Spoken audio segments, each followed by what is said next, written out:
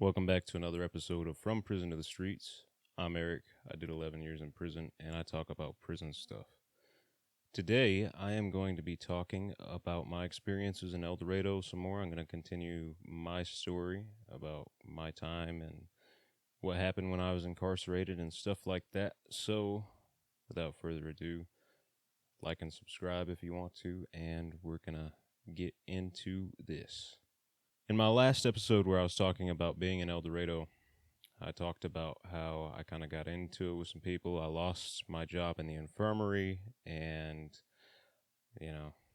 my father passed away.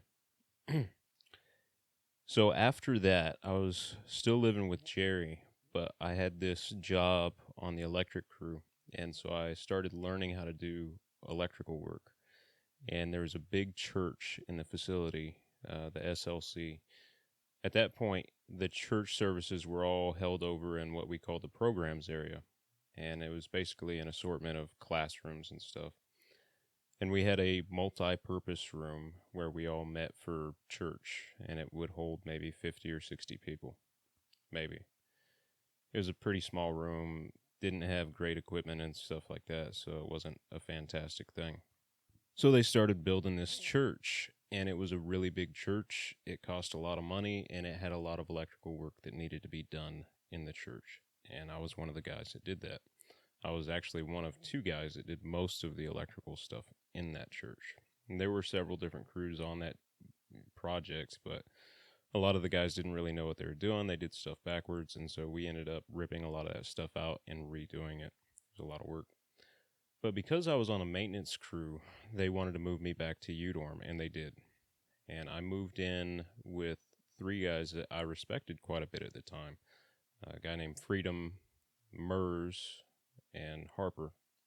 And these guys were all really serious about going to church. I thought they were really sincere in their faith. And I thought they were really good guys. And it would turn out that they weren't very good guys. And so, yeah, there's that.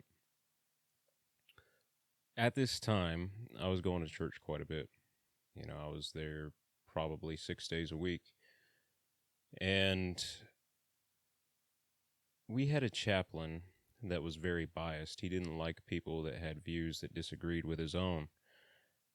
And I had an acquaintance from church, from other church callouts, who wouldn't go to church on Sunday because, the chaplain didn't like him. One Sunday, this guy showed up, and I was really happy to see him. We were song leaders and other callouts, and so I was really happy he came to church. And I asked him, why he hadn't been there for a while. And he said, it's the pastor. The chaplain doesn't like me, and he's not letting me practice my faith because his denomination required him to take communion every Sunday, every week. He was a member of the Church of Christ. So he had a disagreement with the chaplain, and he hadn't been going to church. And he had filed paperwork on the chaplain because the chaplain wasn't allowing him to take communion once per week, even though that was in the IMPPs that was supposed to be allowed. Now, I wanted to encourage this guy. He seemed really down, very depressed, very frustrated. So, me at the time, I read the Bible like crazy. I read it front to back several times. I pulled out my Bible, and, it was just the beginning of church. The service hadn't really started in earnest yet. And I was just showing him scriptures that would encourage him, And, it came time for the opening praise and worship, and we all got up to sing songs and stuff.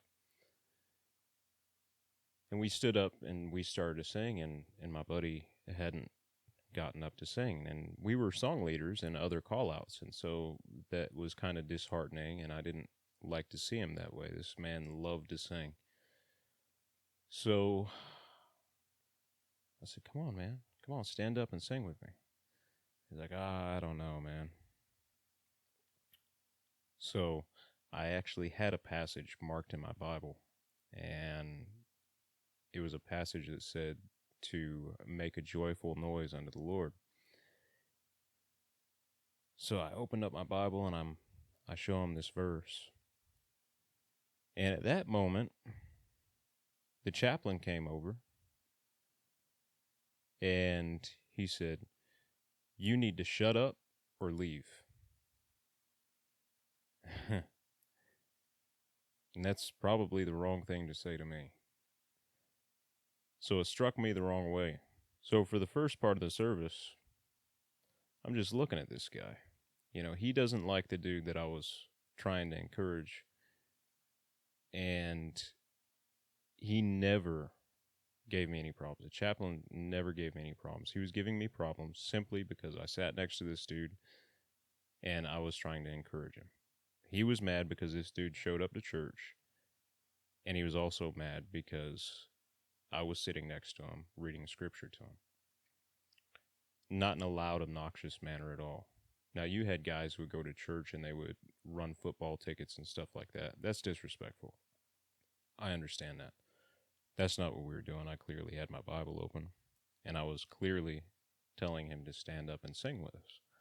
And not in an abrasive way or not. This guy and I were, we got along well. We were friends. Like I said, that really rubbed me the wrong way. And so I'm just looking at this chaplain, kind of staring him down, I am developing some ill will here because I disagree very strongly with what he's doing. And he sees me looking at him, and he pulls me outside the room.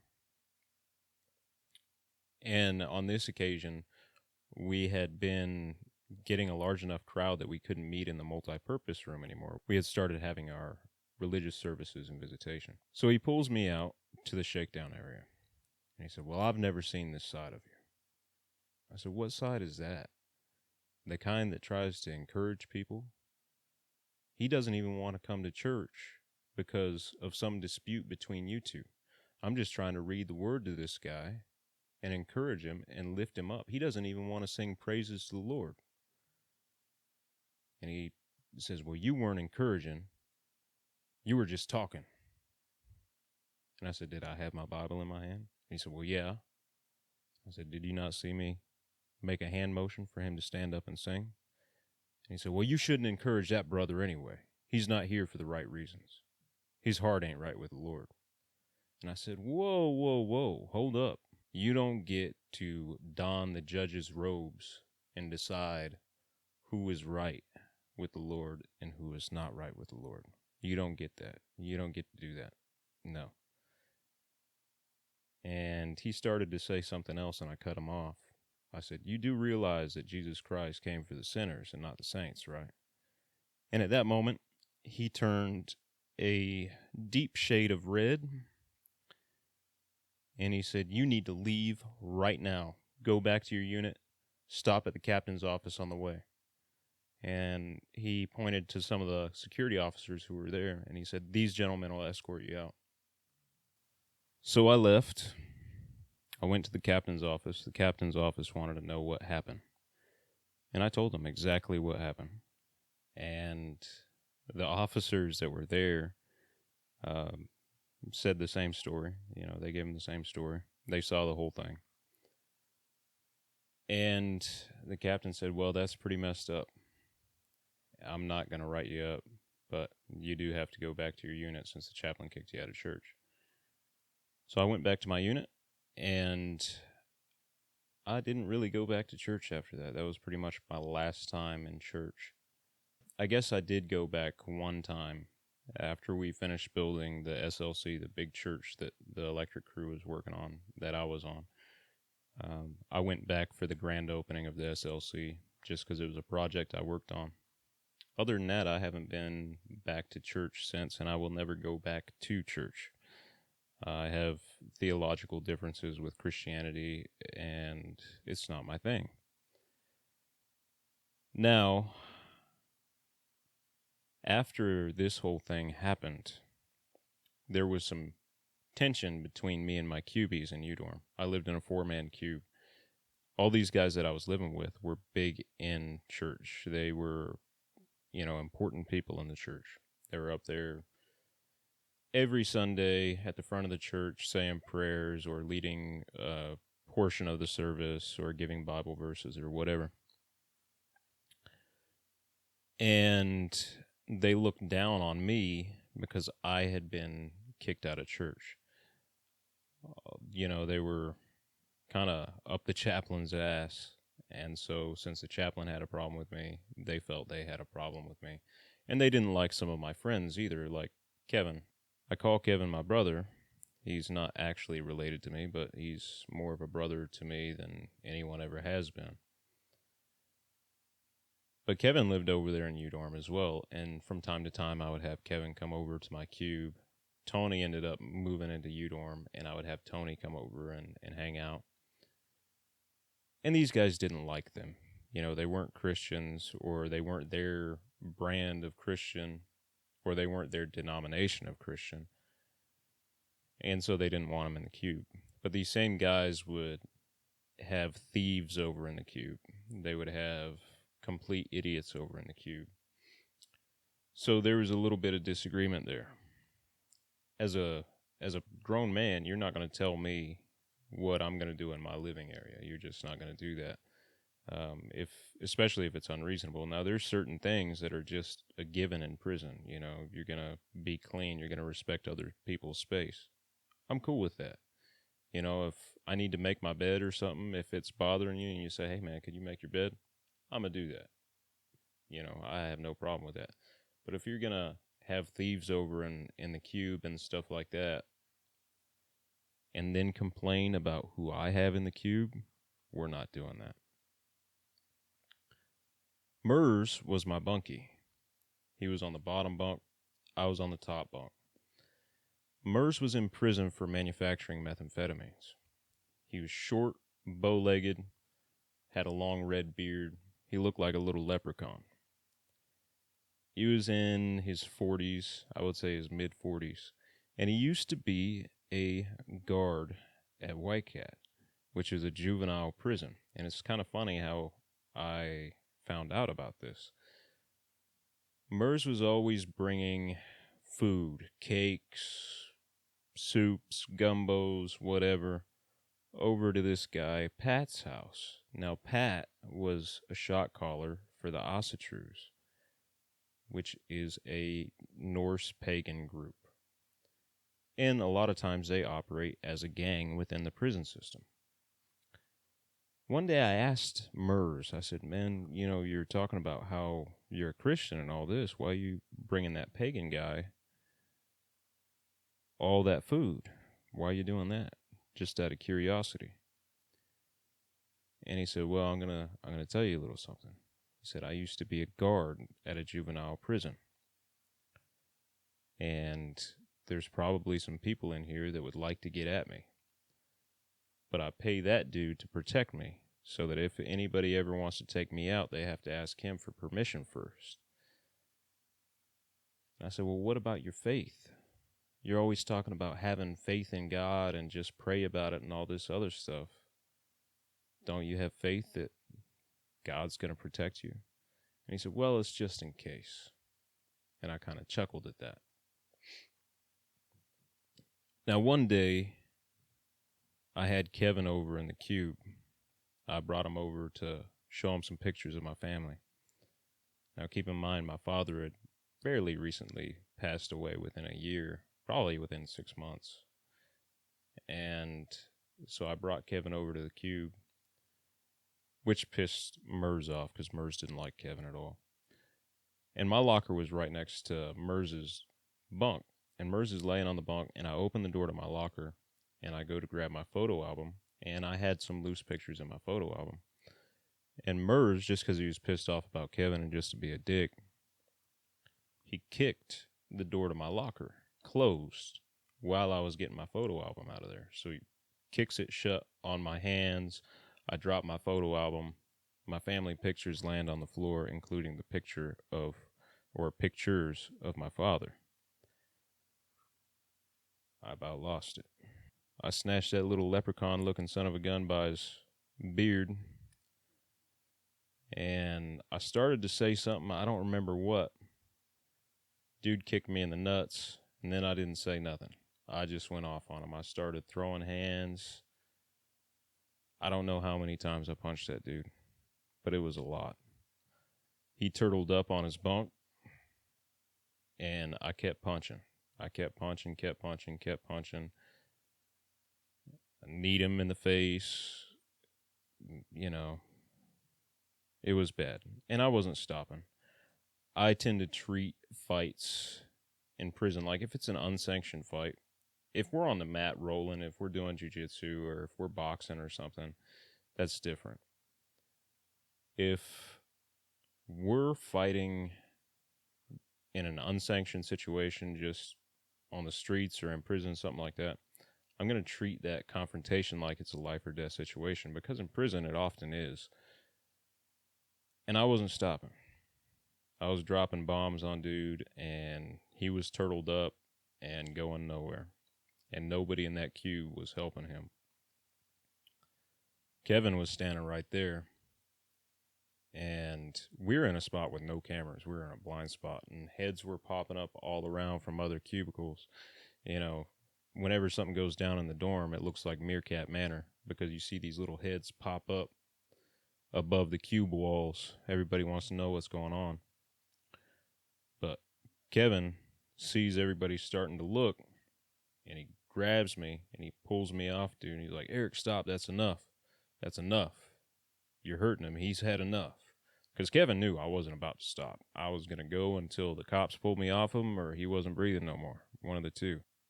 Kevin has me in like a full Nelson, and as Mers sits up, as I'm being pulled backwards away from him, he points his finger at me. His face is red, starting to swell. He points his finger at me, and he said, "You need to grow up." And I pulled my arms away from Kevin, grabbed that little chump by the head, and introduced my knee to his temple. And I'm surprised that he didn't lose consciousness. But, yeah, that was that. And with that last lick, I walked off. So Kevin tried to calm me down a little bit, and I went back to the cube for something. I don't even remember what. And Freedom pulled me off to the side, and he's like, "Man, you got to move. We don't feel comfortable with you in the cube. You're too hot-headed. You know, we don't know if you're going to blow up on any of us or whatever." Now, there had been tension in the cube since I got kicked out of church, but there was never any threat of violence. There was never any threat of violence until Mers tried to shut the locker on me and knocked my family photos, including the photos of my late father, on the floor. But he said, "You need to move, or I'm going to go to the unit team and tell them what happened." We'll all go to the unit team and tell them what happened. So basically, I had 3 people that were getting ready to tell on me. I went back out to the U-Dorm yard. U-Dorm had its own rec area. It was a place where they put people who were doing good. They had more privileges. So I went out to the U-Dorm yard. I was looking at the weight machines. You know, I was looking for something that had a loose piece of metal, maybe a bar, a pin, or maybe I could grab something off the fence so I could make a shank. I was going to go stab all 3 of them dudes. I was going to go get at them. You want to tell on me? Okay, we can do that. And Kevin's like, "Hey man, you got to calm down. Come over here, sit down. Let's play some cards at the table. Let me talk to you." And so Kevin talked me through this, and he's like, "Man, look, you're already doing 13 years. Your father already passed away while you were in here. What happens if you go stab one of those dudes? What happens if you go try to stab all of them? How does that end? You know, you go to Supermax, you're looking at an attempted murder charge or a murder charge. You're going to spend the rest of your life in here." He's like, "You're only 19 years old. You want to watch your mom die while you're in prison? Your sisters, your nephews, people that you care about? Is this what you want the rest of your life to be? What would your dad think of that?" It took about 5 hours for Kevin to calm me down. And at the end of that 5 hours, Kevin's like, look, I'm going to go talk to the unit team. There's probably a cell open over in East A. We'll get you moved back over there. And I'll move over there with you. We can just be in a cell together. We get along fine, and you don't have to deal with these people. And so that's what we did. Because I didn't like living in a dorm anyway. You know, I talked about this guy who kind of cost me my job in the infirmary. Some dude who killed his girlfriend on the back of a motorcycle because he was driving too fast. He was over in U-Dorm for a while when I first moved over there. When I moved back over there, I should say. And he checked in on me because he thought that I was going to try to get at him. You know, he knew that he told on me. We were walking around in the same area, and he felt uncomfortable, and he ended up checking in. But, you know, so I didn't like the dorm very much. Anyway, no privacy, loud. I didn't like it. So we ended up moving back to the cell house. And we were cellies, and we were good cellies. I mean, we got along great. We worked together. It was cool. We lived together for probably 5 years or so. But, yeah. Anyway, that's the end of this episode. I hope you like my story about my time in El Dorado. And, yeah, this has been another episode of From Prison to the Streets. I'm Eric. I will catch you later. Right, they change.